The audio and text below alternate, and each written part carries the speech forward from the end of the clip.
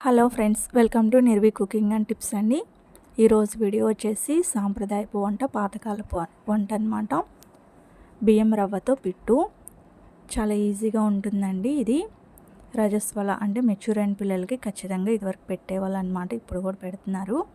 ఒకవేళ పెట్టకపోతే కనుక నెలలో కనీసం ఒక 2 సార్లైనా ఇలా చేసి పెట్టండి. ఫ్యూచర్లో నడుము నొప్పి అనేది, పీరియడ్స్ టైంలో నడుము నొప్పి అలా రాకుండా ఉంటుందన్నమాట. చాలా హెల్త్కి చాలా మంచిదండి.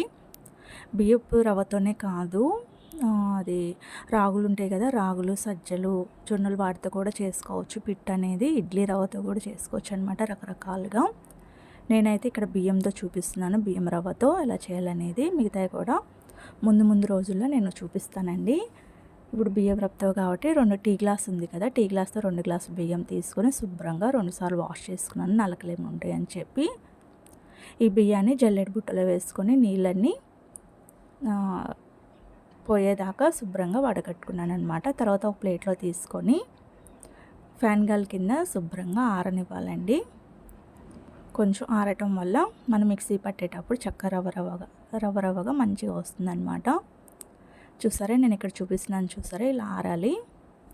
ఫ్యాన్ గాలి కింద పెట్టిన ఊరిని ఆరిపోతాయండి. లేదా లైట్ కొంచెం ఎండ వచ్చినాయని ఎండలో అయినా పెట్టుకోవచ్చు. మరీ ఎండనివ్వద్దు, నేను చూపించిన విధంగా ఉంటే సరిపోతుందన్నమాట.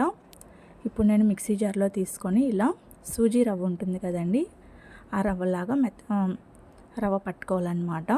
ఇప్పుడు ఈ రవ్వలో కొంచెం ఉప్పు వేసుకొని కొంచెం వాటర్ పోసుకొని ఇలా మంచిగా తడుపుకోవాలన్నమాట.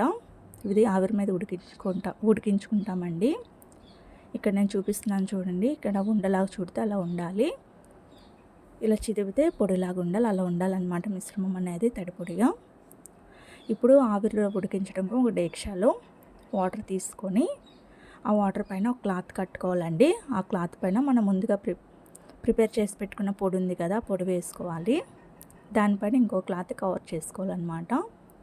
పెద్ద క్లాత్ తీసుకుంటే అదే క్లాత్ మొత్తం సరిపోయేలా తీసుకోండి. మేమైతే ఇక్కడ 2 కర్చీఫ్లు తీసుకున్నాం అనమాట. ఇది శుభ్రంగా ఆవిరి మీదే ఉడకాలండి మంచిగా. ఇప్పుడు స్టవ్ వెలిగించి దానిపైన మూత కూడా పెట్టేసి స్టవ్ వెలిగించి డేక్షా అనేది మీడియం ఫ్లేమ్లో పెట్టుకొని ఉడికేదాకా ఉంచుకోవాలండి. సుమారు 10 నుంచి 15 నిమిషాల్లోపు ఉడుకుతుంది. ఈలోపు పచ్చి కొబ్బరి ముక్కలు చిన్నగా కట్ చేసుకొని దాంట్లో 3 యాలక్కాయలు వేసుకొని మిక్సీ పట్టుకున్నానండి కచ్చాపచ్చాగా. పక్కన పెట్టుకోవాలి. అలాగే బెల్లం కూడా తురుముకొని పక్కన పెట్టుకోండి.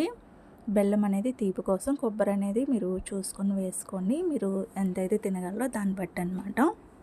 బెల్లం అనేది ఒక అరకప్పు అయితే సరిపోతుంది తీపి, లేదా ఎక్కువ తినేవాళ్ళు, తీపి తినేవాళ్ళు ఒక 3/4 కప్పు వరకు వేసుకోండి. అది మనం తీసుకున్న కొలత ప్రకారం. నేను గ్లాస్ తీసుకున్నాను కదా, ఆ గ్లాస్తో 3/4 కప్పు బెల్లం తీసుకున్నాను. ఇక్కడ చూసారా, రవ్వ అనేది పర్ఫెక్ట్గా ఉడికింది. ఇలా మనం చేతిలో నొక్కినట్టుంటే చేతికి ఏం అతుక్కోకుండా ఉంటే పర్ఫెక్ట్గా ఉడికినట్టేనండి రవ్వ అనేది. ఇప్పుడు ఇది వేడిగా ఉన్నప్పుడే మనం బెల్లం కానీ పచ్చి కొబ్బరి కానీ కలుపుకోవాలి. స్టవ్ మీద దించేసి చూసారా, గరిటతో చక్కగా అచ్చులాగా వచ్చింది కదా, అది గిన్నెలో తీసుకొని మెత్తగా పొడిలాగా చేసేస్తున్నాము. ఇక్కడ అమ్మ చేస్తుంది అన్నమాట ఈ ప్రాసెస్ అనేది. ఇప్పుడు మెదుపుకున్నాక దాంట్లో ముందుగా తురుము పెట్టుకున్న బెల్లం తురుము, మిక్సీ పట్టుకున్నాం కదండి కొబ్బరి తురుము, యాలక్కాయ వేసి అది కూడా వేసుకొని కలుపుకోవాలన్నమాట. కొంచెం లైట్గా వేడుకున్నప్పుడు ఇవన్నీ కలుపుకుంటే మంచిగా బాగుంటుంది, మిక్స్ అయ్యి బాగుంటుంది అన్నమాట. టేస్ట్ అయితే అసలు చెప్పవసరం లేదు, ఎంత బాగుందంటే ఎంత రుచిగా ఉంది. అలాగే నెయ్యి కూడా వేసుకోవాలండి. కొంచెం ఒక 4-5 స్పూన్లు వేసుకుని సరిపోద్ది. కొంచెం నెయ్యి ఇష్టపడే వాళ్ళు ఎక్కువ వేసుకోవచ్చు, తక్కువ కావాలని చూసుకొని వేసుకోండి. నెయ్యి తినే వాళ్ళని బట్టి అనమాట.